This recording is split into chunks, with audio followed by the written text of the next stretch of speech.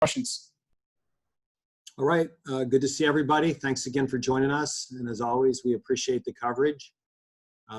It's been 2 weeks, and the 2020 football season where you come to expect the unexpected. So I thought we'd be talking Notre Dame last week and post Notre Dame this week. And obviously some things have happened that the Notre Dame game was canceled, and we were able to reschedule the Campbell game. So we appreciate our administration and their administration that we didn't have to go 2 consecutive bye weeks. A bye week is challenging. 2 in a row is very challenging. So we're looking forward to playing football Friday night. From the NC State game, we have some problems we got to get fixed. Credit to NC State.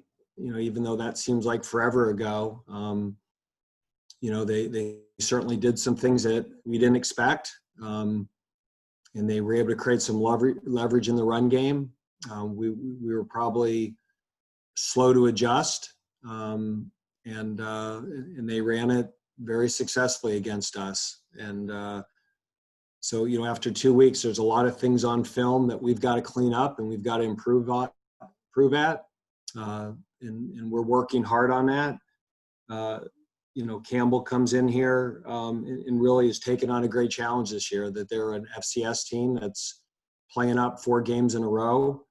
I've been very impressed with them on offense. They've moved the ball against everybody. They've got a really good dual threat quarterback in Williams that has done some really nice things in the pass game, but he's very, very elusive running the football. He's their top rusher. He's got 179 yards on the year, and and that's even with his sacks. So he's got he's averaging about 80 yards a game running it for positive yardage. Some of it's designed runs, some of it, he'll drop back, and if he sees certain coverages or they'll run routes that they'll try to clear you out, then if he has a seam, he'll go, and he makes good players miss.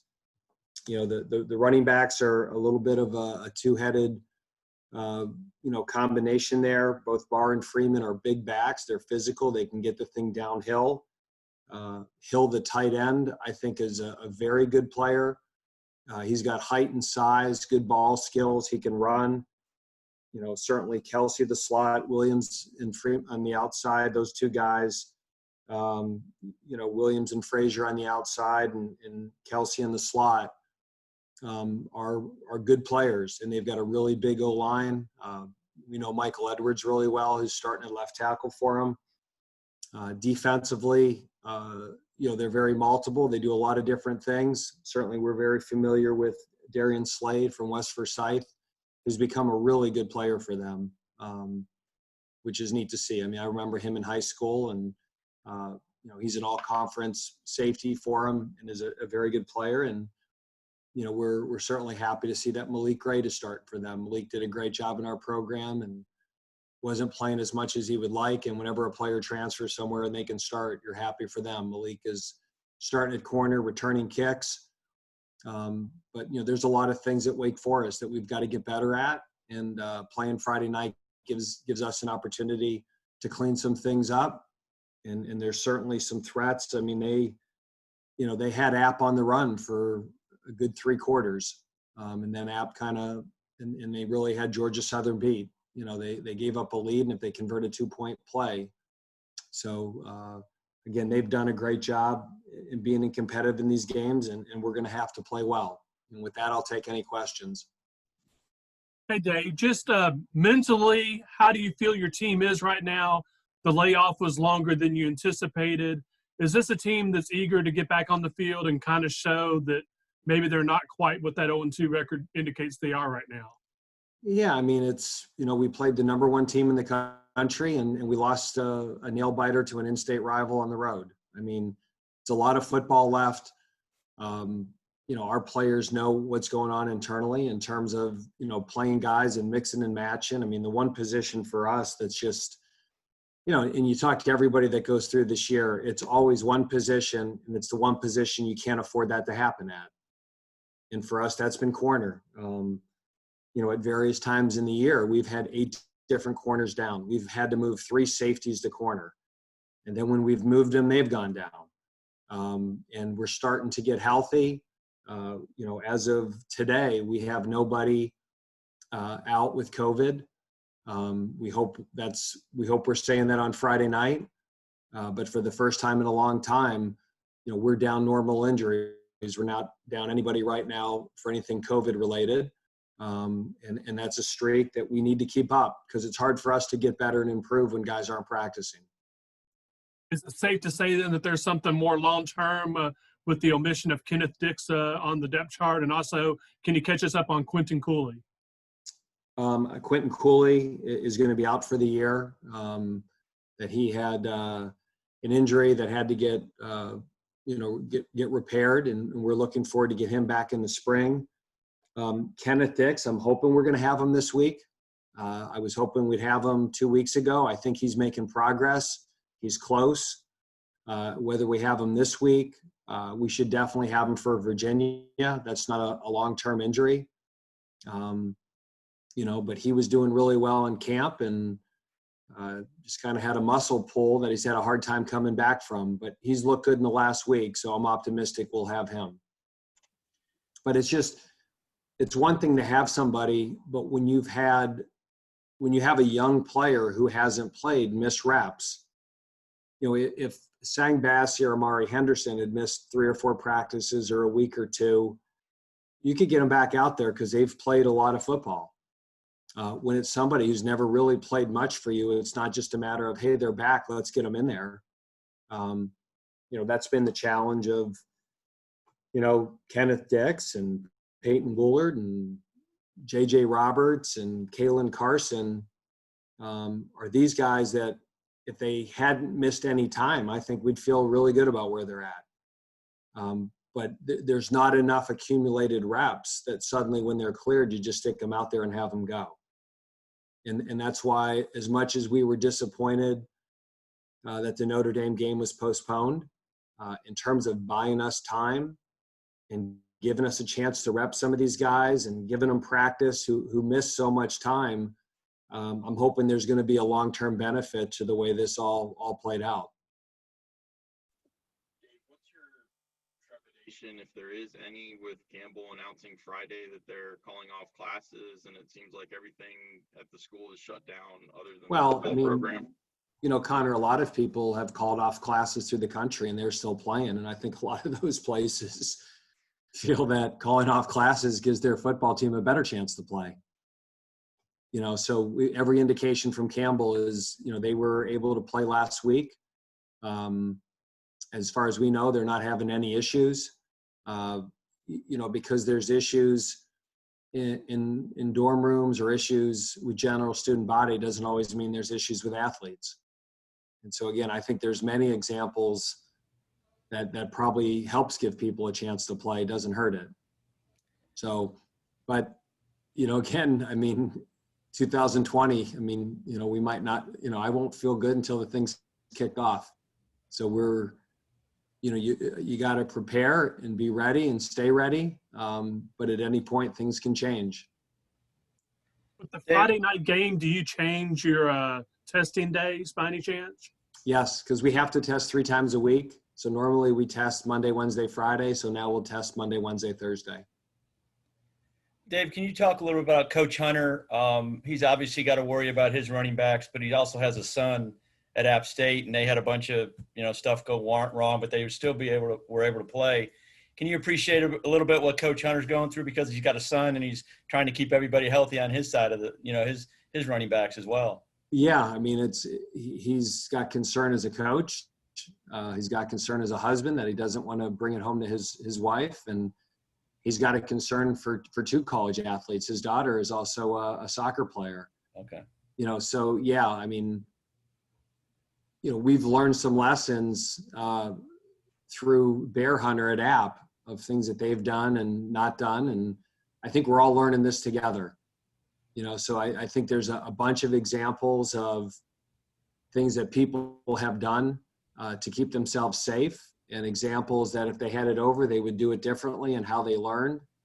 and we're trying to learn from everybody in this process. So I certainly am asking Coach Hunter all the time, is there anything App's doing, or do they wish they did something different, or what's Bear sharing with you to help our team safe? And I saw Clemson get off their buses, and they all had masks and PPE shields on.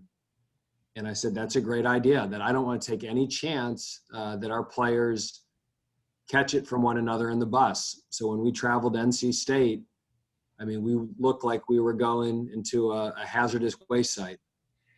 And is Coach Hunter the only one that has a college athlete on staff, or your staff? Is there anybody else that you remember? Well, you're gonna make me mentally go through the whole staff now. No, I thought he was the only one that had a football player. I'm pretty sure, yeah. Okay.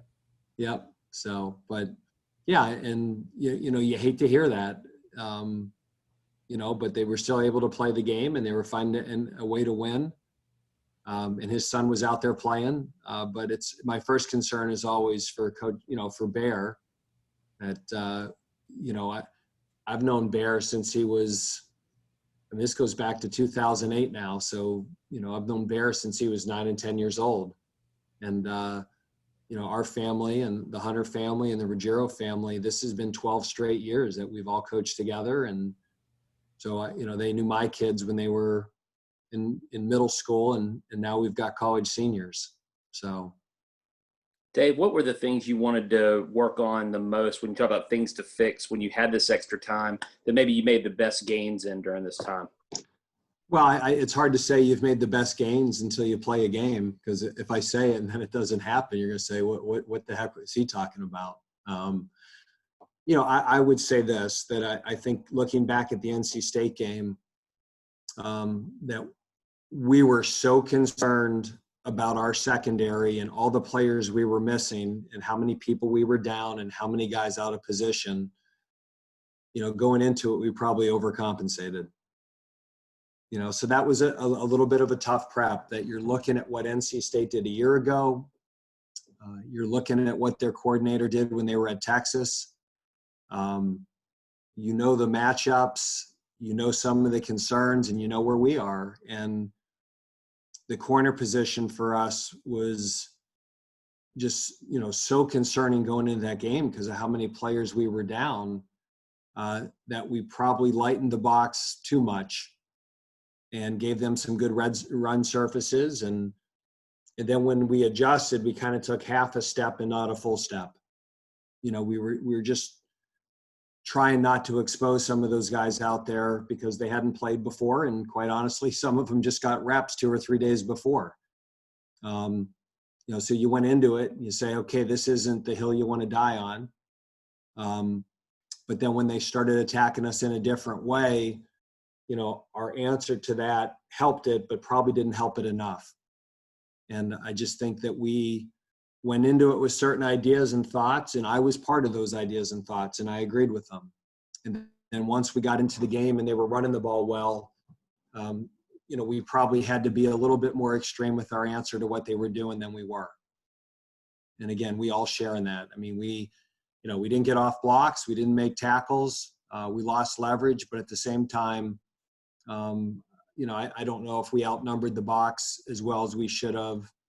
And, I don't think we always had put our players in the best position to have success, especially seeing what they did early in the game.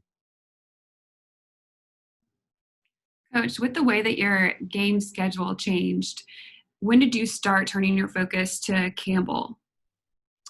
Really, last Friday. So, we found out Tuesday we weren't going to play Notre Dame. And then we were going to give them about 24 hours to 48 hours to see if it was possible they could play this week, because we both had a bye week this week. So then I reached out to John Curry and just said, John, if Notre Dame can't play, I think it's worth starting to make some phone calls to see if anybody who has a bye week the next week could move the game up. I just don't want to go 2 bye weeks without playing. And he reached out to the ACC. There were some ACC teams that might be able to move up, and Campbell said that they could do it. And so we just made the decision, hey, if Notre Dame tells us tomorrow that they can't play, let's just move this game up so we don't take a chance of going 2 weeks without playing.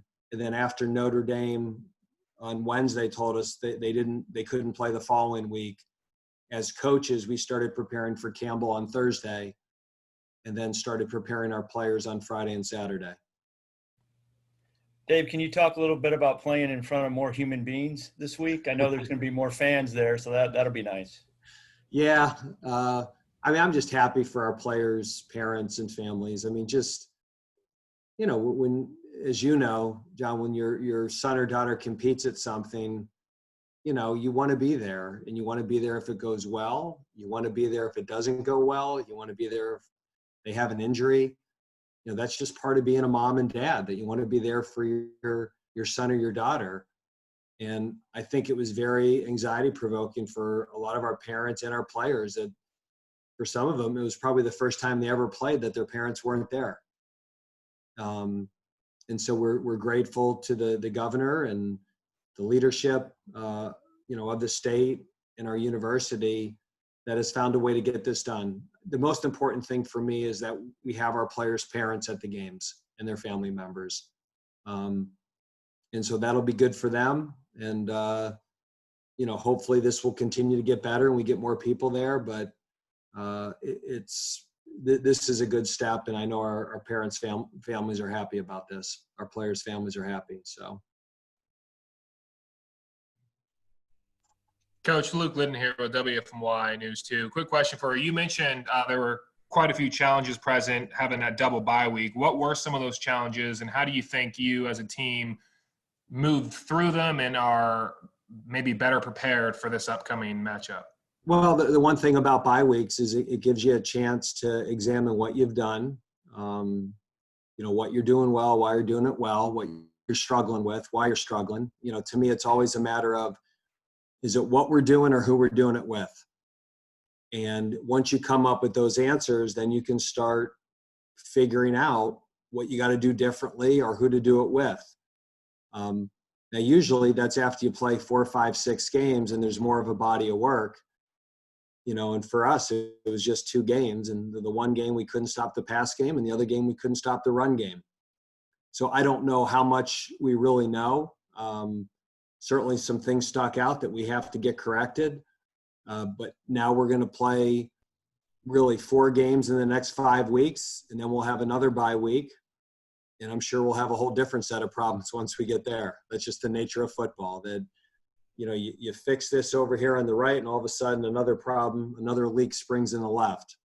And that's coaching. You know, anything you do to fix something leaves you liable somewhere else.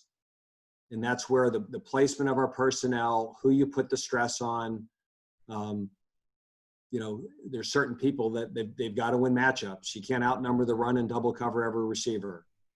And we've just got to start relying on the players that have played for us up front, in the box, at safety. And they're going to have to win matchups, and we're going to have to count on them to do that. Coach, Donovan seemed to have a lower back issue after the NC State game. How is he? Is he back to 100% or close to 100% heading into the game against Campbell? Yeah, he's good. I mean, we've got fresh legs now. That's for sure. So yeah, it's, you know, it wasn't anything serious. He's been able to get in the training room and do his rehab, and he's been able to practice, and he's better, and we expect him to play. Along those lines, Dave, it seems like the outside receivers, you really need to get those guys going. Is that a case of what you're doing or who you're doing it with? Well, right now, you know, we threw the ball deep 7 times against NC State. We were 0 for 7. You know, we've given all of our guys chances to make plays on the perimeter. You know, we threw it up there to Donovan a few times, a Torian, you know, threw it up there to Donald Stewart. You know, so number one, we've got to throw it a little better. But number 2, when you have one-on-one throws, you know, you've got to be able to make plays on those. You've got to be able to make contested catches. And that's something a year ago we were awesome at. I mean, if you look at the amount of big plays that if we had that matchup, the ball went up and Scotty and Sage made those plays. Now, Scotty and Sage, Sage didn't make as many of those plays in 18. Scotty certainly struggled to make them in 16 and 17. Those guys didn't start playing and make all those plays. They progressively got better at it. And, that's the one spot when you look at us on offense. If you look at the skilled positions, how many freshmen and sophomores were playing that haven't played before? They do great things in practice. Carrying it over to the game is a learning experience and a growing experience. And, Connor, you and Les watched a ton of our practices over the last 3 to 4 years. And you would see Scotty do things in practice that he then didn't do in the game. And then all of a sudden last year, almost every one-on-one matchup, we threw the ball deep to him and he came up with a play. And so our guys are learning to do that, and we'll get better. That's where, it hurts us like everybody not having a spring. If we could have got those guys 100 deep balls in spring football, they'd be a little better at it. But we just got to get better. We're right now kind of, there's certain spots we're old, but there's certain spots that we're really young and have some guys that haven't played. And we just got to make sure that our guys are disappointed but not discouraged. And we have the makings of a good football team. I mean, Torian Perry, Donovan Green, Ja'Cory Roberson, Taylor Marin, Nolan Gruhl, Blake Whiteheart. I mean, we got some really, really good young skilled guys. But talent you need, but you also need experience. You need grit. You've got to work through those tough times and come out in a better spot. And that's what, to me, is the most important part of our football team right now, is these guys have played for the first time. It's not as easy as they hoped it would be, and we knew that. Are they willing to work through it on a daily basis and become the players that we know they're capable of becoming?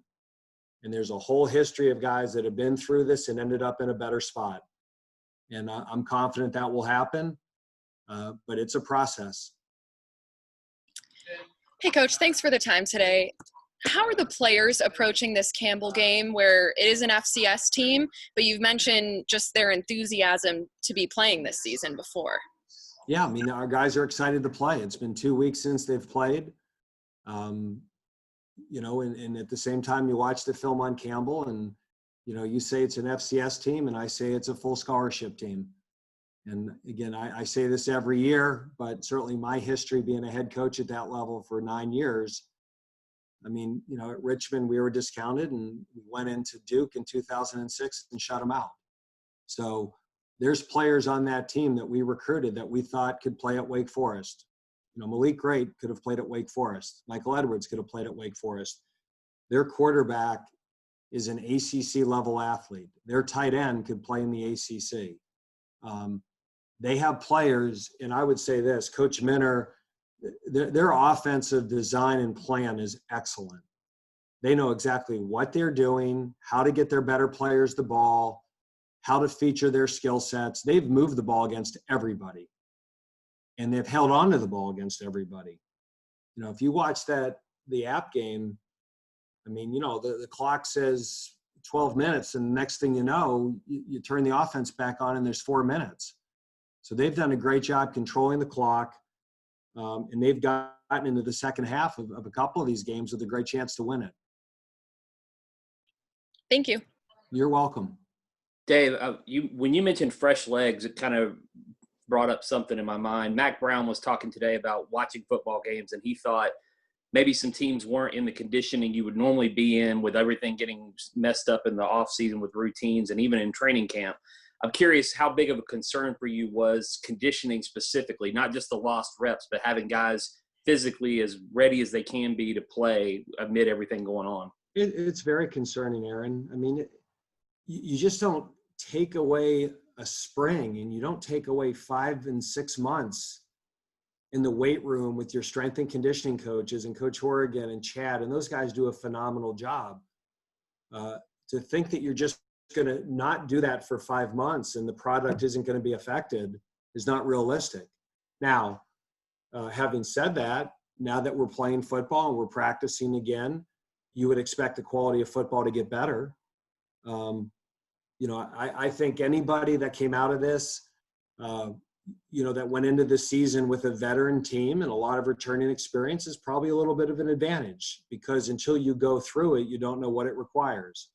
For other teams, you're going to have to get this experience this year, and we should be an ascending team.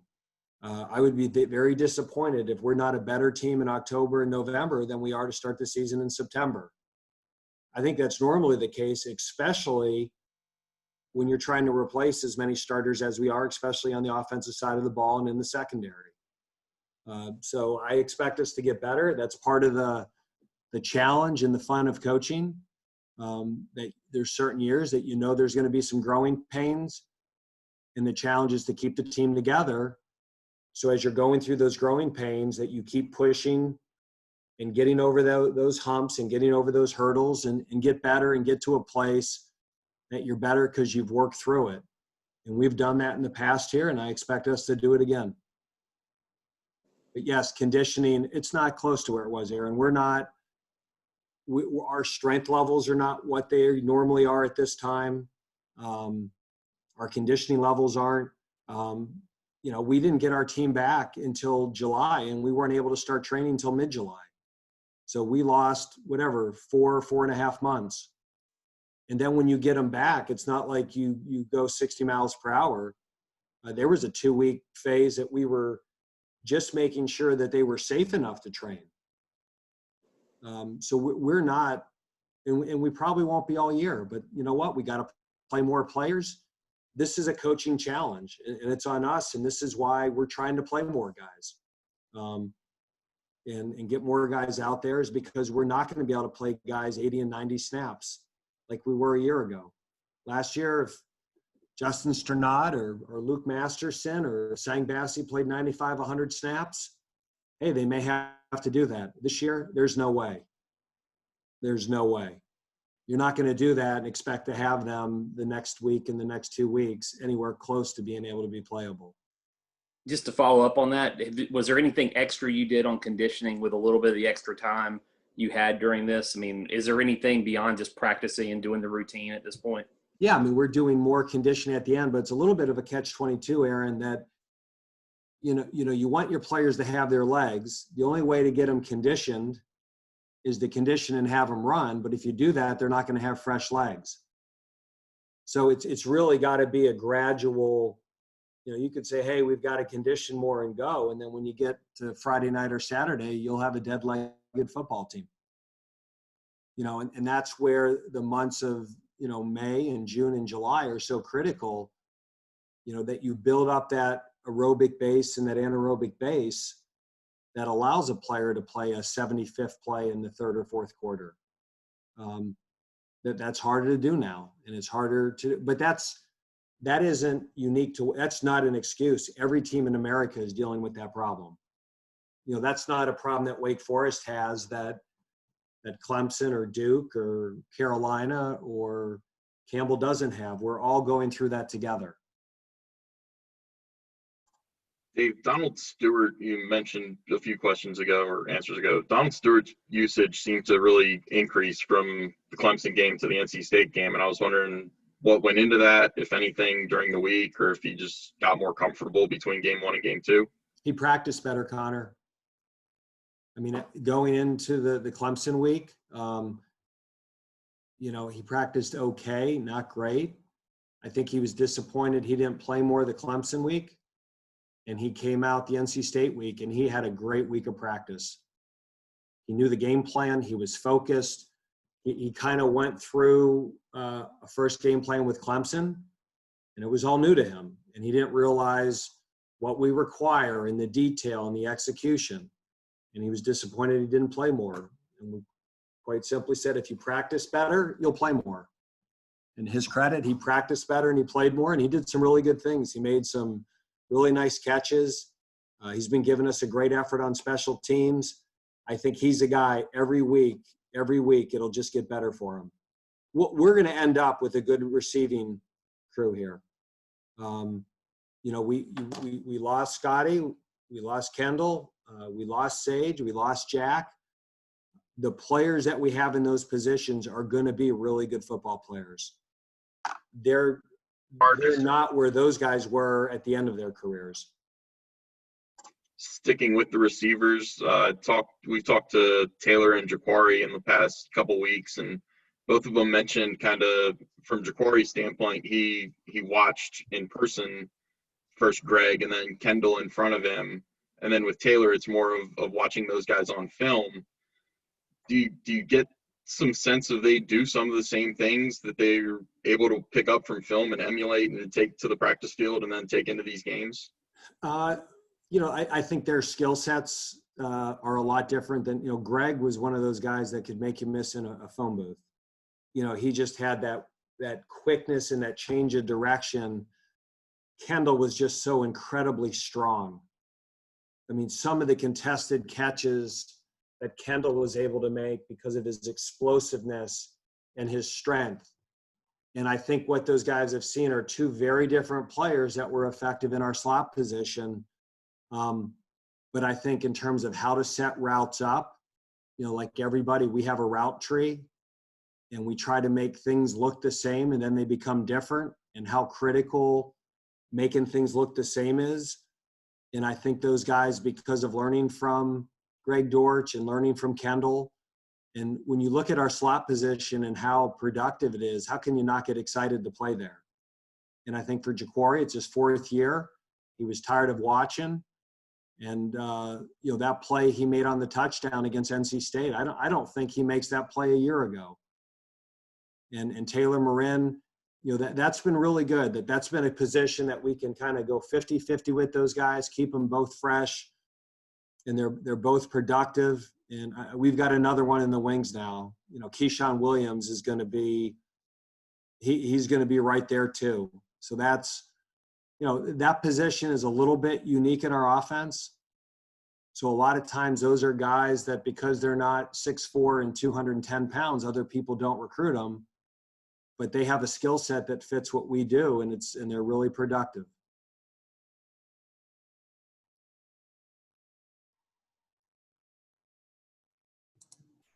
Anything else, guys?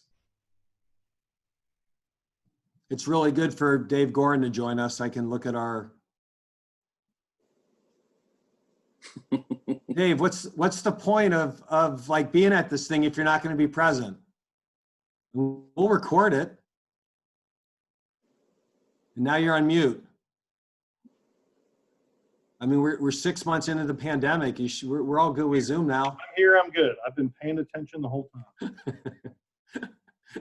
See, Erin, when she doesn't pay attention, she just takes herself off camera. So, yeah, I was seeing if you're still listening. So, all right. Well, we'll stand good. See, now everyone's showing up on camera to prove that they haven't bailed on this thing. There you go, Will. Heard Will, I hope you're not doing that for your classes, just showing up with your name screen. Hey, Dave, you said something about Greg Dortch in a phone booth. What the heck is a phone booth? Stan, the only reason I said that is I was banking on the fact you were listening. I was just making sure. Uh-huh. 3 generations. I got it. Go in there and make a long distance call, and you had to have all your pockets stuffed with quarters and dimes. Because if you didn't put 2010 into the meter, the phone call was going to shut off. I got it. Aaron and Lauren, you have no idea what I'm talking about, do you? I have no clue. Will, do you have any idea what I'm talking about? Couldn't tell you. Okay. It's a history lesson.